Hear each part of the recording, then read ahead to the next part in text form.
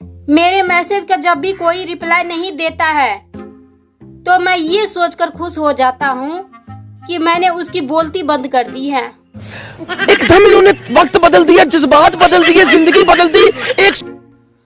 कुछ लोग इतना लेट रिप्लाई करते हैं, समझ में नहीं आता रिप्लाई कर रहे हैं या कोरियर भेज रहे हैं।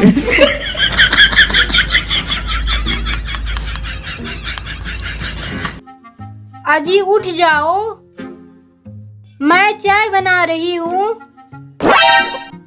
तो कौन सा मैं पतीले में सो रहा हूँ, बना लो। भैया मैं तो टूट गया मैं तो। अब मेरे बाबू ने खाना खाया। तेरे बाबू ने थाना नहीं 4 से 5 बेलन खाए हैं। फोन रख, तोतली कहीं का।